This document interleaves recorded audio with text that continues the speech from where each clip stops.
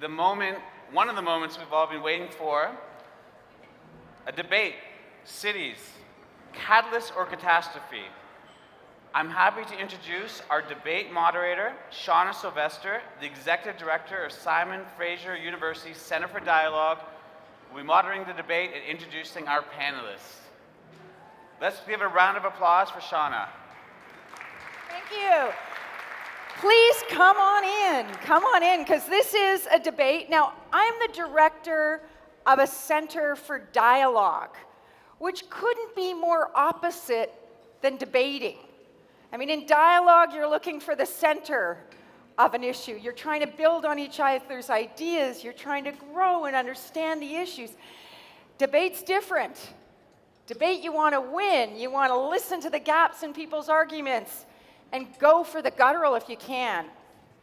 So why would we do a debate at the Future City Summit? Part of what we're doing is we have 4 incredible urbanists with us. All of them work, study, practice in cities. But we're challenging them to take positions they may or may not agree with, and to explore ideas that they may not have felt comfortable exploring, and to fully occupy their positions. And I believe it's going to be competitive. I've had one call. This is going to be a competitive debate. So here's the format. Each team, we have the proponents of the resolution being, be it resolved that cities cause more problems than they solve. So we have the proponents, and we have those that will be speaking against the resolution but for cities. They'll each be able to give their opening statements. They have 5 minutes each to make the best arguments that they can. We move to cross-examination, and then they close. We'll then move from there into a space of dialogue, and we'll see if you see a difference in how we explore the issues. So, without further ado, may I welcome the proponents, the Doctor of Doom, Bill Reese, and the Queen of Conundrums, Dr. Gaynor Watser-Creed. Please join me on stage.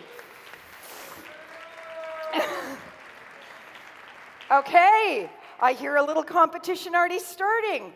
Speaking against the resolution but for cities is the urbanist goddess Zahra Ebrahim and the city builder superhero Maz Mortazavi. I tried. Okay, Maz. Zahra. So they have a clock, and in just a few minutes I'm going to ask you to reset the clock for our opening statements. Now, first, in a debate, and I'm a trained debater, you start with the proponents. So speaking for the resolution, be it resolved that cities cause more problems than they solve, the Doctor of Doom, Dr. Bill Reese. You have 5 minutes. Go. Thank you very much. Welcome, everyone. I've got one very important message, and it is simply that the future will not be a simple extension of the past as we have seen it over the last 30 or 40 years. I'm going to represent the biophysical side of this argument. My esteemed colleague will look at some of the social issues associated with that kind of problem. Now, I should have, how do I do it? Oh, there we go. First of all, we have to understand something about cities. The city is the human equivalent in ecological terms of a livestock feedlot. Each of these entities is isolated and utterly dependent upon the landscape and ecosystems that sustains it. It's very important to understand that the whole process of urbanization isolates people spatially from the landscapes and ecosystems that support them, but even more importantly, psychologically from the natural world. And when that natural world is out of sight and out of mind, we can't act the way Dr. Redbird suggested we should be acting.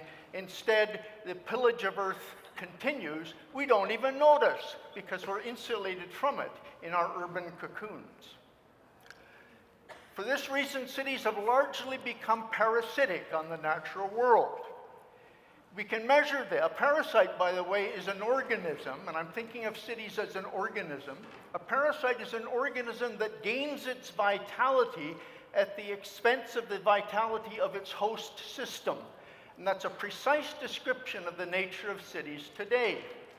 We can measure the extent of this pathology using a technique I've developed with my students called ecological footprint analysis.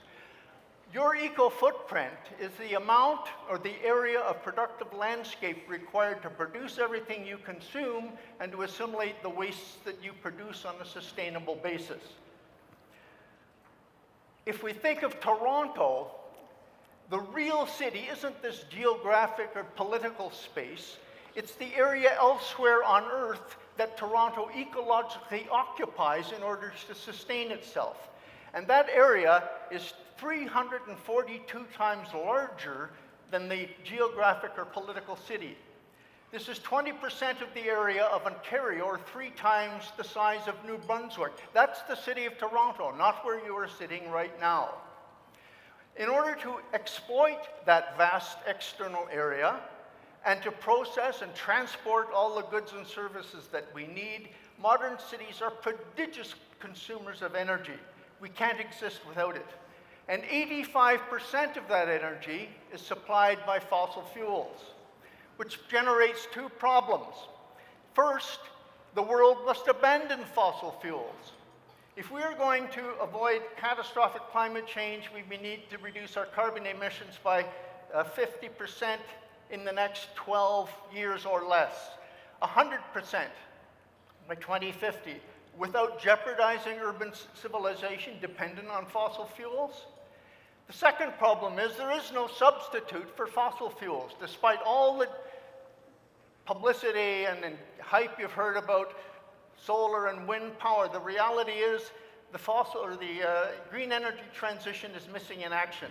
The marginal increase, just the increase in demand for electricity, exceeds the entire output of all solar installations almost every year. It's just not happening.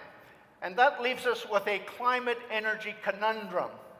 We really only have 2 choices as a civilization, as an urban civilization. We have no plan for a gradual, if you like, descent, so we can either rapidly decarbonize without an orderly contraction, which means inadequate energy, broken supply lines, food and other resource shortages, and so on and so forth, leading to mass migrations out of cities, collapsed economies, and abandoned cities. Or we can stay the fossil fuel addicted course, which is our society's default. Canada's building pipelines, LNG terminals, and so on. But this means more and longer heat waves, droughts, desertification, melting permafrost, and a whole other list of things, which once again means abandoned cities, collapsed economies, and in fact, it becomes game over for cities unless we shape up and take the course none of us have really considered seriously. Thank you very much. Woo! Living up to his reputation as Dr. Doom, I'm adding the Dean of Dystopia. Over to you against the resolution 4 cities, Urbanist goddess Zahra. Well, thank you to our worthy opponents for opening up such a great discussion. Men, I do agree that what got us here won't get us there. But I think that the answer here is not about just getting out of Dodge. Like, I think what's the alternative, I guess is what I'm asking. And I think what you're talking about this morning is talking about building in the old paradigm of city building, which was about productivity over humanity, about profit over people. And what we're talking about is the massive opportunity that cities have to actually reinvent themselves to be places and backdrops to some of our greatest movements and our greatest achievements as humanity, as a civil society. So we in this room, I think, signals that new paradigm. I think people here are interested in what cities can do for people at the human scale. We're thinking about, so my esteemed colleague, and I have been discussing that part of what cities can do is cities can actually provide the backdrop where we look at our full intersectional identities in a shared space, where we're interacting with difference, where we're coming together with people who are trying to understand not just one part of their lived experience, but all of their lived experience and how it compounds in a place and what that means. And so it's only in cities where we don't actually have to be one thing, we can be many things all at once. And that sense of being many things all at once gives us an opportunity to feel belonging in the places that we live. And in the context of the question and the resolution, part of what we're talking about is cities' relationship to our mental and physical health.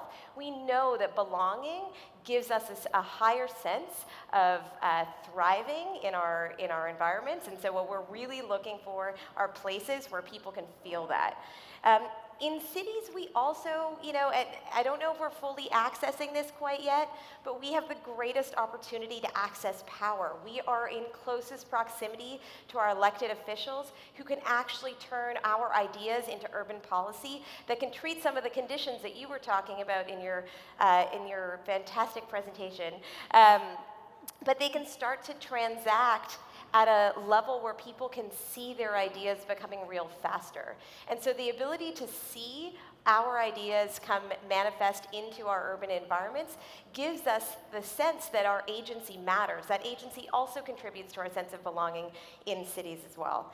The last thing that I will say is all of this sense of belonging, this idea that if we can explore intersectional identities, if we can have agency and access power, that we will show up with our networks, with communities of people that we can call social infrastructure, we can call social ties, we can call social fabric, but we know, and studies have shown, that when we have strong social ties, we are resilient to climate shocks, climate triggers.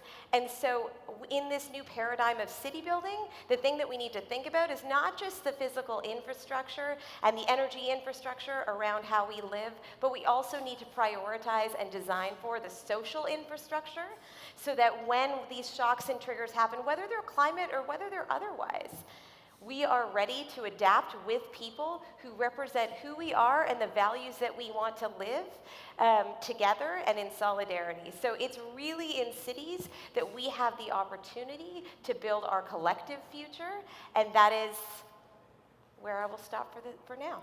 Thank you. Providing a compelling, is now renamed Thank you. Agent of Belonging. Now over to the Queen of Conundrums, the second proponent, and developing the ideas of those in favor of the resolution, be it resolved that cities cause more problems than they solve, Dr. Gaynor Watson-Creed. Thank you very much, and good morning, everybody. And for the record, urban planners, I love you. And it's on. So here we go. I'm going to talk a little bit about the challenge of healthy cities. And for those of you who don't know me, I am a public health physician by training. This is what I do day in and day out. And so when I think about cities, I do think about some of those opportunities for cities to improve our health, but I have some worries about whether or not they're actually able to do that. And I'll tell you why I worry. When we look at what cities are currently doing, often the focus on city building is very regional. So the city of Toronto wants to build the best Toronto that it can. The city of Halifax wants to build the best Toronto that it can. But when we do that, we fail to connect to what's happening in the other cities that are also building around the world, and some of them are not building with any design. So when you look around the world, and this is from a recent report that I reviewed for Dalhousie University, what we see is that urbanization is currently happening, particularly in the developing world, at a pace that is exceeding the economic capacity of those cities and is having a disproportionate impact, negative impact, on the most vulnerable in those cities. Not surprising, I'm sure, to any in this room. These aren't the only unintended impacts of city building. So for decades, we have been talking about cities as requiring opportunities for citizens to engage in, for example, physical activity and healthy eating, as two topics quite dear to my own heart. The reality is, though, that our city building efforts are not getting us there fast enough. So some of you would have seen this news coverage recently that was carried by a number of media outlets, but this is a quote from John Spence from the University of Alberta, who says, "The challenge is that the average neighborhood actually takes about 75 to 100 years to regenerate or change itself. So unless we're going in and completely restructuring our communities, for our cities, that's a near impossible task. And many of you who are involved in city building will recognize the challenge of this. I can remember the first time I got involved in this conversation as a public health physician, I was told by the chief planner in a region here in Ontario at the time, in Halton Region, that if we wanted to be in the game of creating healthy cities, we needed to be at the table about 30 years before. John Spence is suggesting it's 75 to 100 years, so how do you ever get on track when that's the paradigm? Our cities are ostensibly meant to create opportunities for connectedness and belonging, but in fact what we are seeing in places around the world, this is from the UK, who has recently launched a strategy around this, is that we are increasing in loneliness, and as a result we are increasing in the types of outcomes, health outcomes that you see related to loneliness, including substance abuse and suicide in many of our cities around the world. So our infrastructure does have to focus, but our past infrastructure has not, and much of what we build currently is based on what we have built despite our best efforts to do better. The other impact that cities have on us comes from the other description I'm going to share with you comes from the work of Dr. Colin Ellard at University of Waterloo. Many of you will know Dr. Ellard's work. And what I love about this work is that Dr. Ellard is able to use human physiological traits, so vital signs in particular, heart rate, blood pressure, that type of thing, and measure the impact that poor urban design has on these vital signs. And what he's able to show is that we are directly and almost immediately affected by being in poorly designed urban environments than in well-designed ones. And again, this is not currently the type of thinking that finds its way into planning structures in many places. Finally, I want to come back to one of the points that my colleague, Dr. Rees, has made, which is that our cities do isolate us from the reality of what is happening to the world around us. And so we find ourselves in cities now buried in that place of wanting to make this the best city possible, but not seeing the impact that that city is having on the environment around it, and vice versa, and trying to carry on with our lives as though none of that is happening, and that's simply not a sustainable approach. There are many other things that are negative impacts of cities, certainly that I see in my day-to-day practice that I can talk about some more that need mitigation, but I guess what I would leave you with is this. At a time in the world's history where we are facing some of the greatest threats we have ever seen, we have indelibly created a footprint now on the crust of the earth. We have loneliness and isolation increasing at rapid rates. We are in a crisis that sees our planet burning. Our ingenuity levels had better be high if we're going to create the new cities that we think can get us out of this. I think that's all I will say for now. Thank you very much. Bringing the global and health dimensions, new name, Doctor of Urban Decay and Isolation. Now, over to the city building superhero, speaking as the second against the resolution for city building, Maz Mortavazi. I'm going to go to school, Maz. Over to you. No, that is perfect. Thank you. Thank you so much. And I do want to thank our esteemed friends for leaving us with this incredible sort of idyllic imagination of what it would be like to live on a pastoral setting with cows. And I think they might have referred to all of us as cows, but we'll leave that for a later conversation. Cities are an extraordinary place. They're extraordinary because they provide the incredible sort of scenario and situation for us to innovate, for us to lead thought leadership, and to begin to solve for the problems that we face. Our friends did an extraordinary job identifying these problems. They're absolutely right. We are at a time where ingenuity and innovation are paramount in terms of getting us to where we need to go.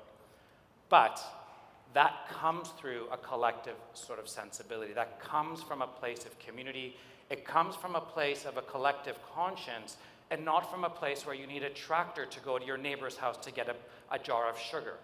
That cup of sugar is a door knock away, and that cup of sugar is symbolic for the way that we need to come together as a society to begin to deal with the way that we're going to build the city of the future, not just for us or for our children, but for our children's children.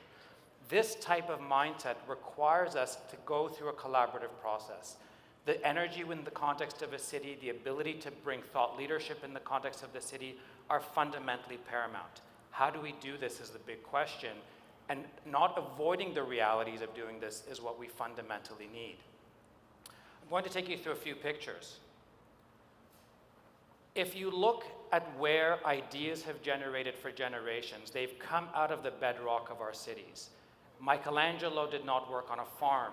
Leonardo da Vinci was not on a farm, nor did Steve Jobs come up with his ideas on a farm. If you look at history, the cities have been the bedrock of where innovation and thought leadership come from.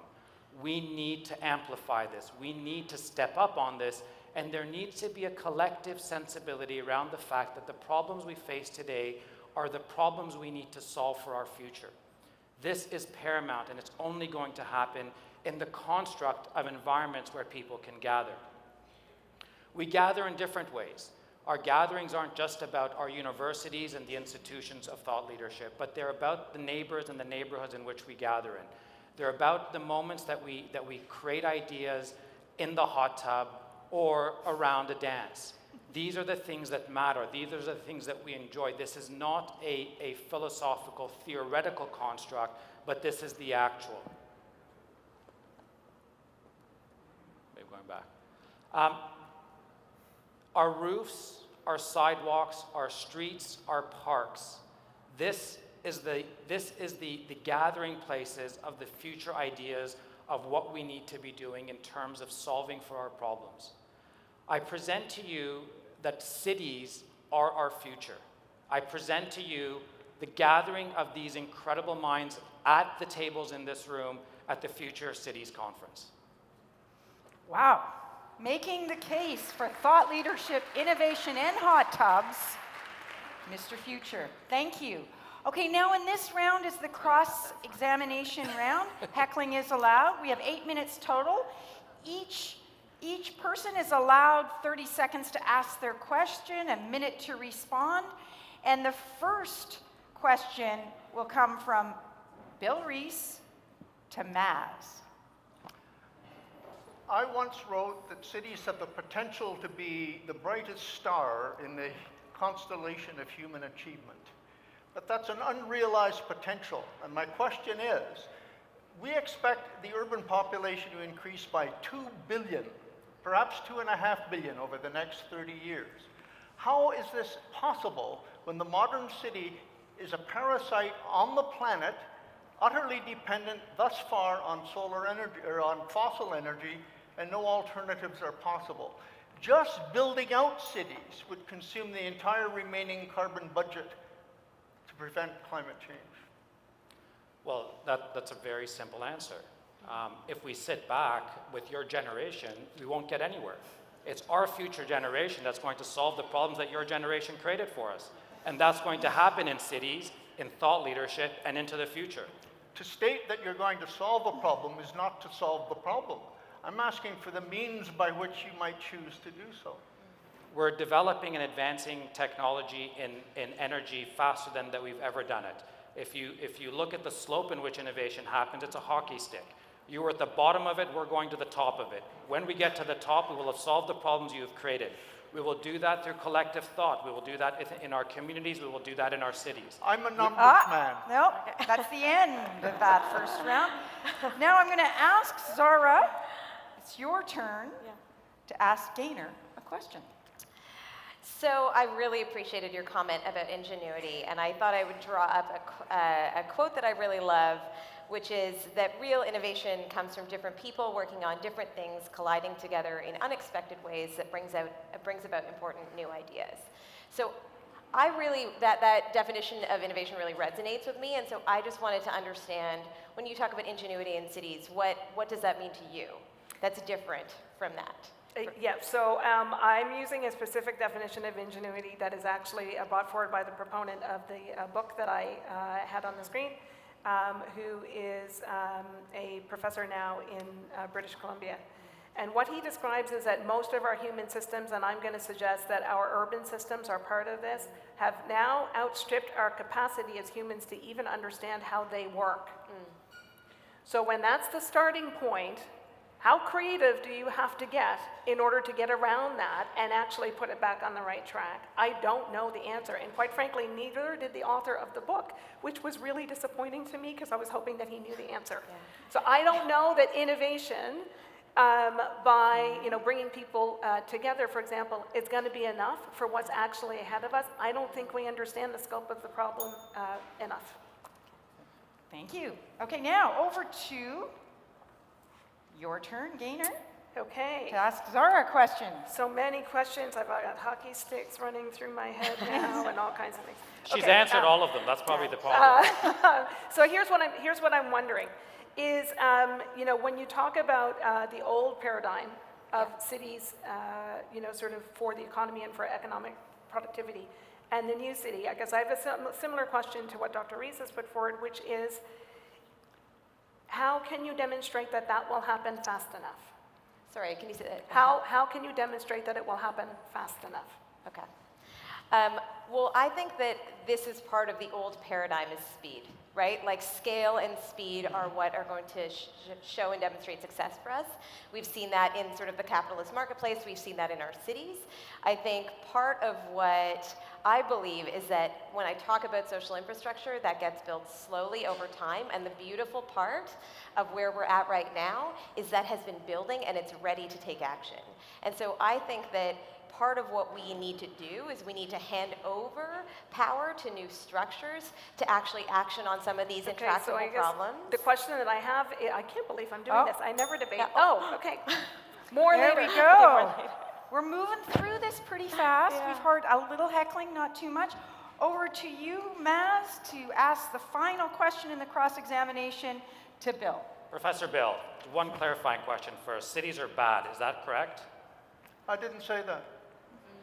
Okay, Professor I Bill. even said cities could be the brightest star in the constellation of human achievement.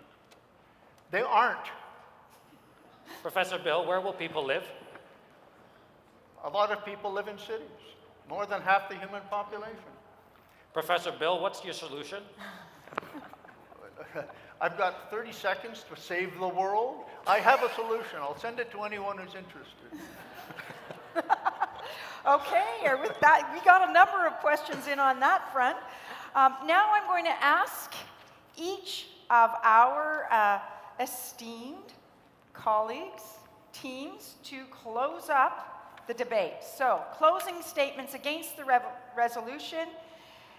Bill and Gaynor, you have 5 minutes. Let's just have do a it. conversation For- and be for like, the hey, they resolution. were really great. Thanks Each? goodness that they agree with everything. You have No, 2.5 so- minutes okay. each. Cities are the solution, Very so quickly. let's help them. I'm gonna Let's just take go my like, let's turn just and a have half. them pretend like we're not even on the stage. We have to put the whole urban question in global context. And right now we're in a world in overshoot, meaning that we're using the goods and services of nature, to put it simply, about 60% faster than ecosystems can regenerate and assimilate our wastes. We intend, according to the United Nations, to add 3 billion people, most of them to cities, over the next 30 years. This will necessarily, because we're in the thrall of a paradigm called neoliberal economics, driven by the capitalist mentality of perpetual growth, this will require vastly greater rates of exploitation of natural systems when we're already in overshoot. So the real issue here is whether the planet, as we heard from our earlier speakers, is the essential parent of the human system as well as all other species.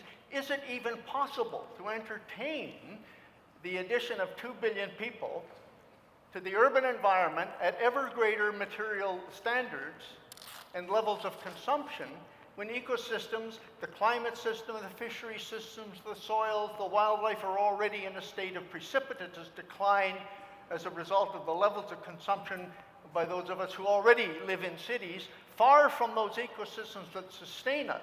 And again, I must emphasize, if you can't see that you're destroying the basis of your own existence, you'll just keep doing it, because you're propelled to do so by the advertising industry that is such masters over our souls. Bottom line, the urban future must change. It can change, but it's not going to change along the current path dictated to us by neoliberal economic thinking and the capitalist expansionist mentality which currently holds us in thrall.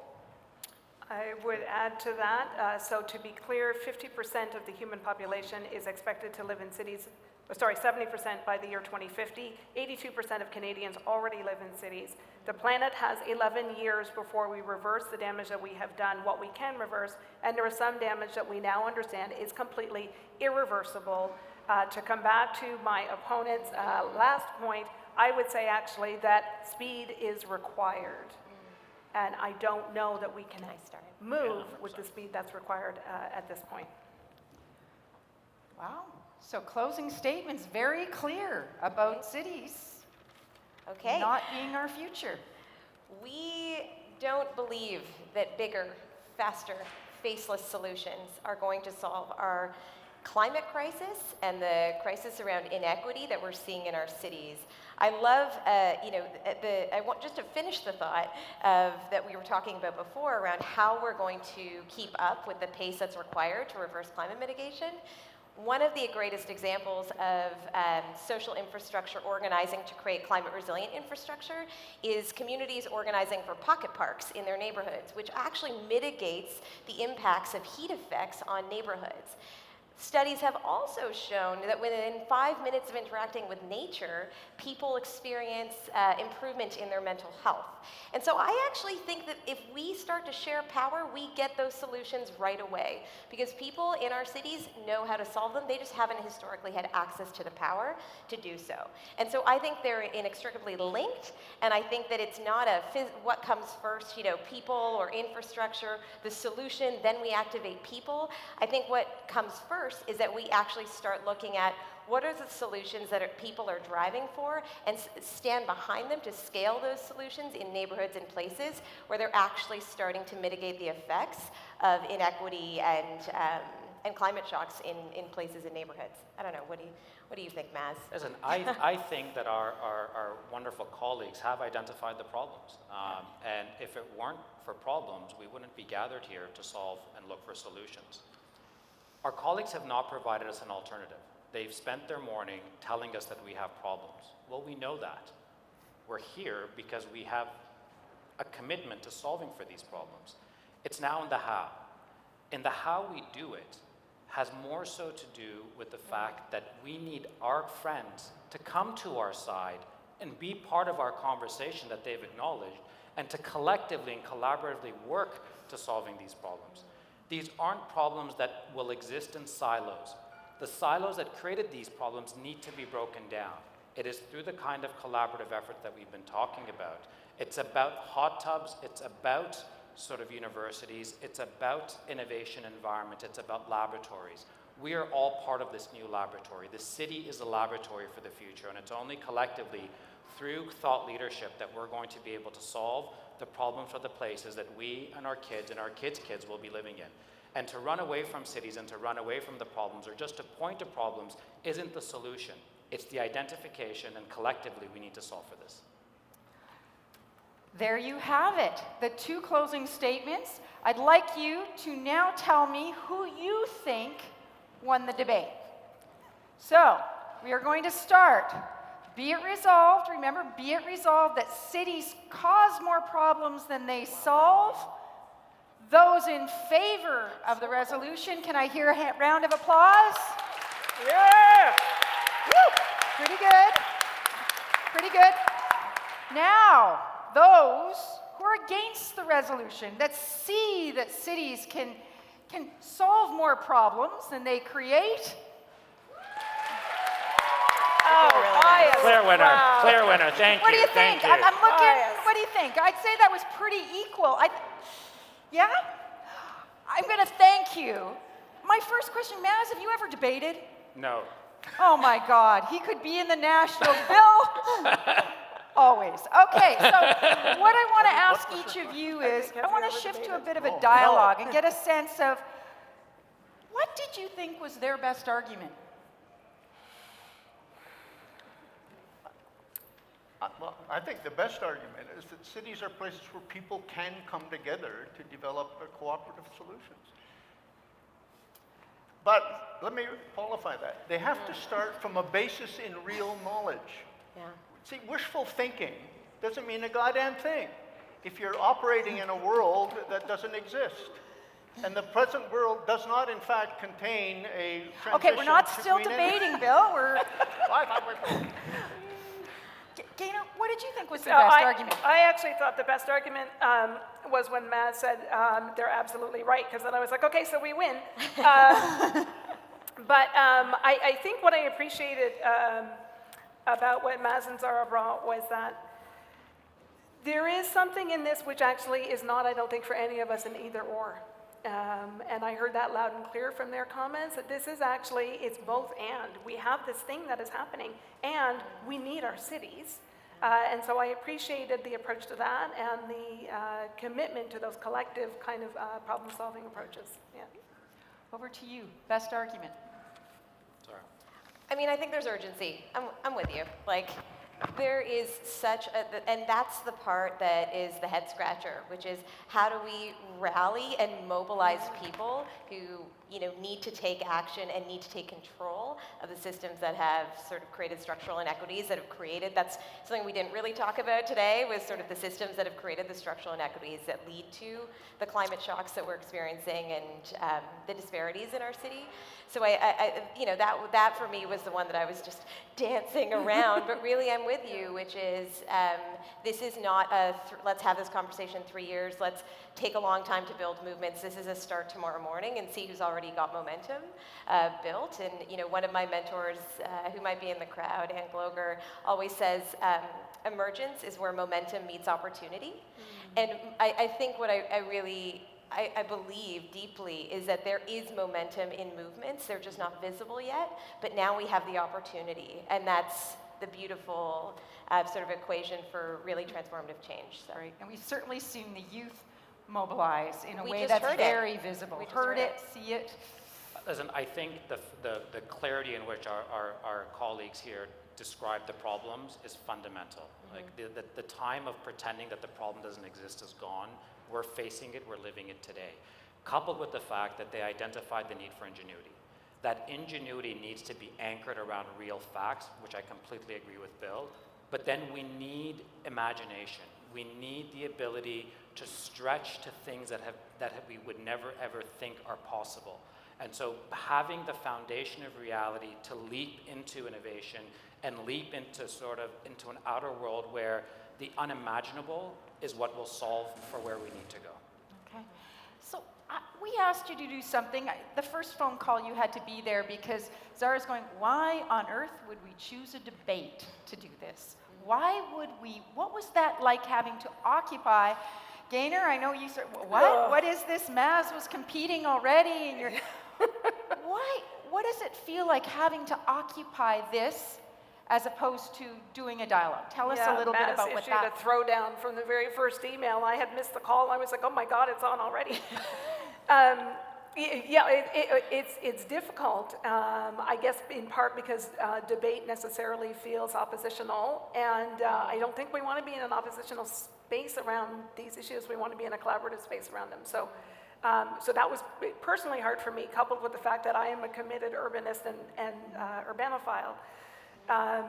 You know, doing what I can for the city of Halifax. So I felt like from the get-go, this was the wrong side of the argument for me. And I do have some critiques to deliver around where we've been and where we need to go. So, yeah. Zahra, how'd it feel? You were kind of tentative on this. I was, you know, I feel solidarity with all the people on stage. You know, in our first phone call, I was sitting in my living room, and I was, you know, talking about how I was going to do a teardown of these two, smack talking before Maz got on the line.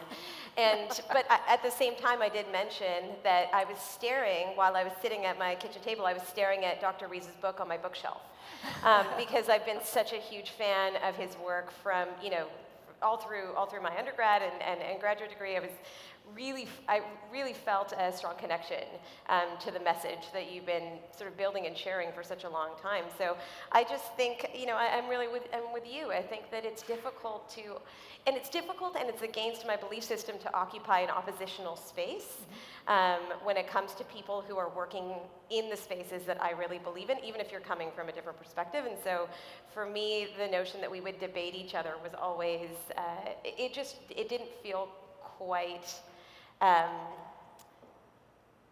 It didn't Genuine. feel quite like the conversation that I would love to have with the two of you, but it was great to just have the ability to understand the spectrum of where we come from. Because in the short time that we had to say, like, if I'm going to die on one hill, what's it going to be? And I think we all articulated what that was going to be from each of our different perspectives and lived experiences. So, Okay, so the question I want to ask you, each of you, and anyone from the audience that, like, if we have the chance and we have a few minutes, if we're quick, we can also get some ideas from the audience. But Maz, I'm going to start with you.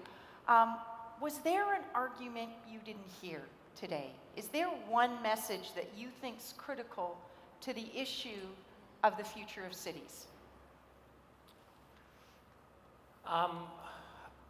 Listen, the reality is that we are going to be living in cities. So I think that's sort of that's an assumption that we have to sort of operate on. I think the argument is breaking down the silos. I think the days of everyone sort of sitting in their own corners and putting up their elbows, and it's funny. I was thinking about the answer to the previous question as a debate. I'm like, yeah, I'm typecast. I'm a developer. I always fight. That's my stereotype. That's what I'm supposed to do. But the reality is, and the success we've had as an organization, is the fact that we're breaking down the silos, right? And I don't think it's an if and or, it's an and. So who else is at the table? Who are we missing as part of the conversation? And how do we actually begin to create a momentum around which the starting point is multiple perspectives down the process and the journey, as opposed to a process that typically runs the gambit, and then it's like, oh, who else did we need to check the boxes off, and bringing in people after the fact. And so it's this idea that we need an inclusionary process out of the gate to create inclusionary outcomes on the back end. Great, thank you. Bill? Question? I said, is there one issue you did not hear, or one issue you definitely, the message for the future of cities?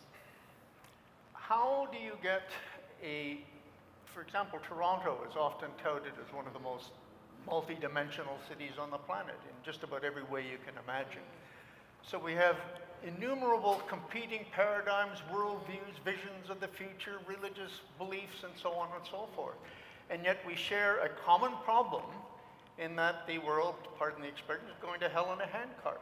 That's really the truth. This is a planet in which 60% of wildlife has disappeared. We're seeing a collapse of biodiversity, climate change. That's a shared common problem. We're not going to solve that problem acting as individuals by, what was the old line, taking a shower with a friend and so on and so forth. This is a collective problem that requires collective solutions.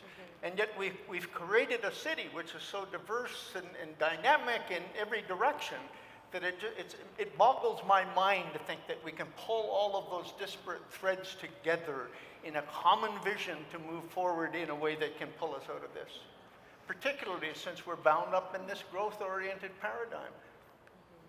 Gentrification, which Marina, I don't know where Marina is, but she did say that we weren't going to talk about gentrification in this, but I have to say that every time I'm in a conversation with urban planners, developers, architects, city builders, it's the question I ask: how do we do that well and not contribute further to gentrification?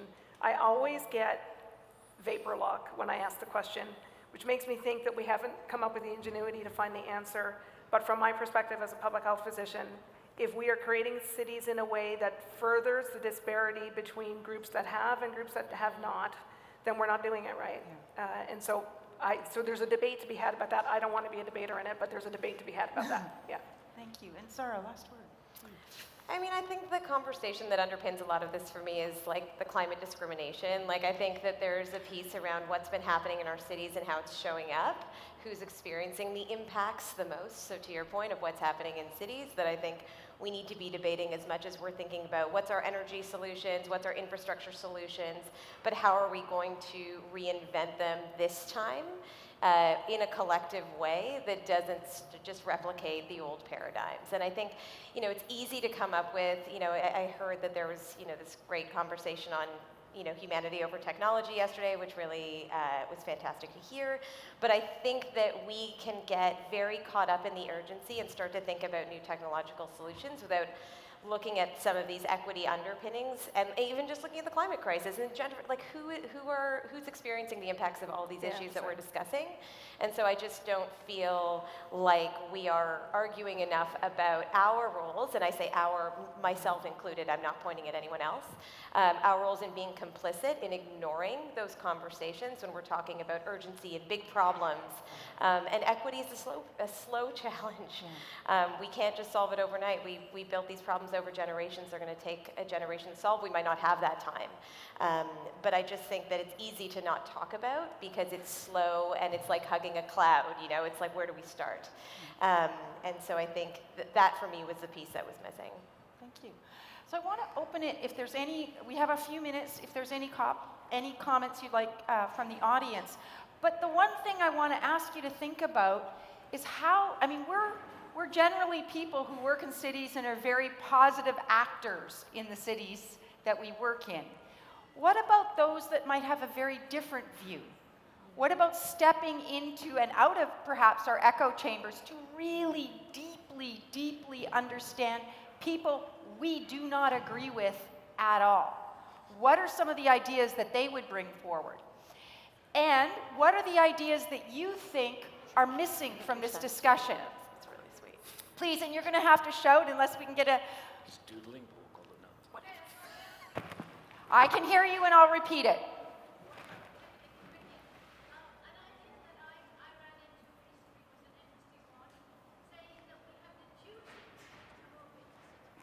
Okay, so an idea that you had that was an interesting one is that we have a duty to move into cities. To allow nature some space. Wow. Yeah, this was an eco-modernist thing that I picked up on Twitter. It wasn't my idea, but it's, I think, an interesting one, that we have colonized the whole of the earth, and we haven't left room for the rest of nature. We ought to move into cities, grow our food in the cities, and be allowed out on license with a ticket now and again. A powerful, powerful argument. Whoa, Thank you. Anyone else? Any argument missing? There we go, sir.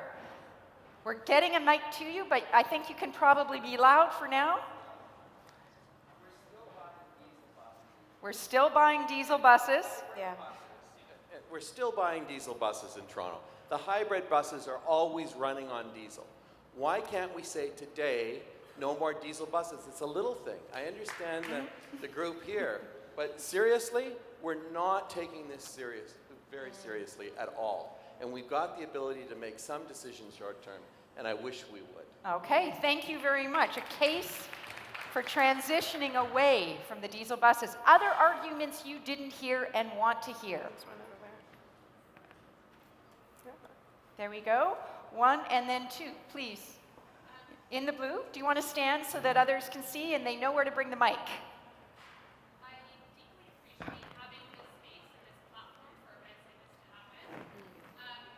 But with the reality being that 85% of people under 35 live in cities, and our cities are equally aging at a rapid rate, I'd love to see platforms like this, including voices that aren't scholars in the field, didn't have the privilege to get 2 or 3 degrees in urban planning, but live in these cities and are handed down solutions oftentimes without being engaged.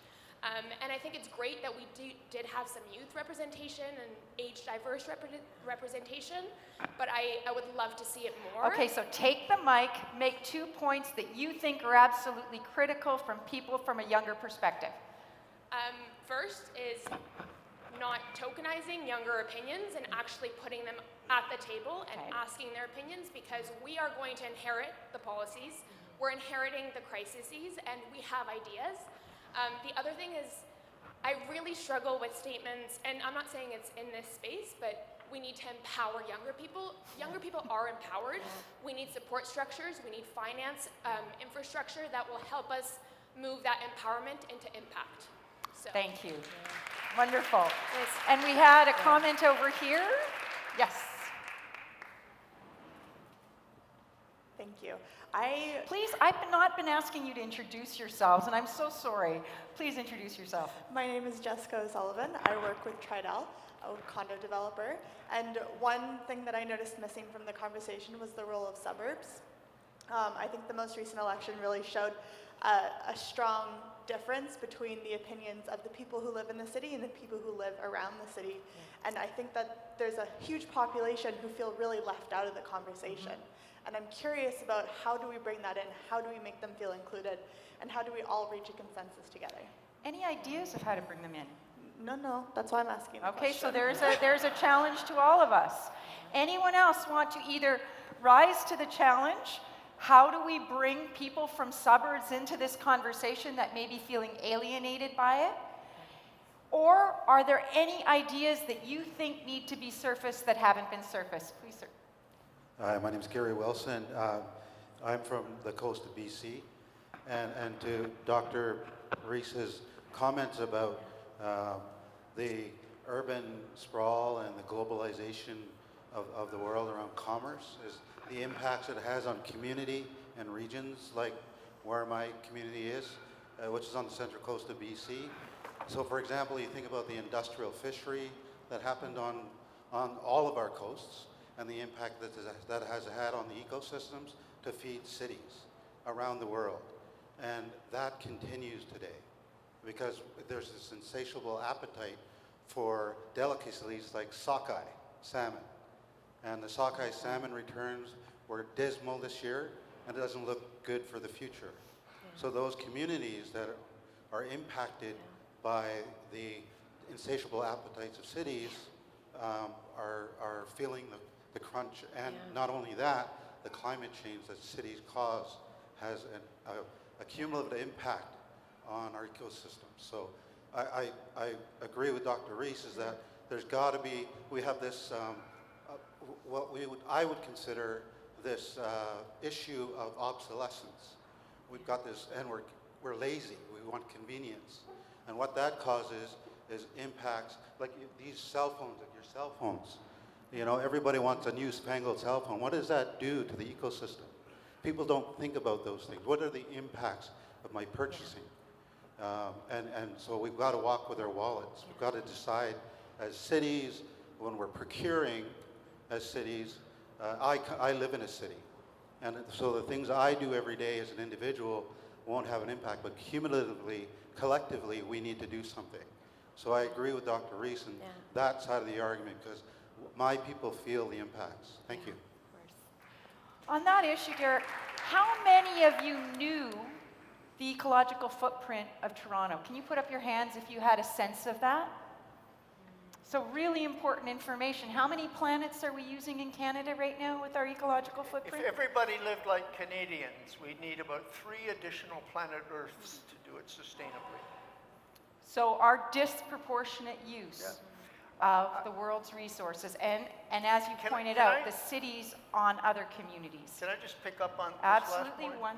It's really important to understand, you know, Alberta is up against the rest of Canada right now because of the oil issue. It's very easy. If you don't want Alberta's oil to be shipped, don't use it. And see how long you last in the city of Toronto. People who wish that we abandon fossil fuels overnight, be careful what you wish for. You could do absolutely nothing in this city without it. And we have to understand that. Then we have to ask the next question. Is there really a substitute that we can move on to and maintain this quality of life? And the answer is no, we cannot. Because the way we use the energy that we have in our cities is to pillage the landscape all around us at distance. The collapse of fisheries is an urban problem. The consumption isn't taking place in the rural communities, it's in the cities of the world. The collapse of soils around the planet is an urban problem because that's urban land that we think of as rural and distant and unimportant. It's the basis of our existence. And cities are blind to the fact that they are consuming the planet literally out from under our feet. Okay. You don't want Alberta's oil? Don't use it. Don't use it. A very good point. And one last word, and then we are going to wrap up. I just want to pick up on our lovely friend over here in the blue, your comment about youth and power. And I really think that you brought up something germane to this conversation, which is when we talk about sharing power, what I think we're talking about is time, money, and networks that you can give to other people and stand beside or behind them. And so I really do want to pick up on that, and I think that's a really great call to action for those of us who have access to resources. Is it's not about empowering because people have power. It's about like literally giving money to people to run with ideas that could actually start to mitigate some of these massive problems that apparently we haven't been able to solve. So I just want to snap for you. Thank you for bringing that up and reminding us. Join me in thanking all of our panelists. Thank you for all the work that you did and the organizers of the debate. And to you. Thanks so much. Awesome. Thanks, Matt. Thank you. Might as well do the hockey lineup. Thank you. That was awesome. Yeah.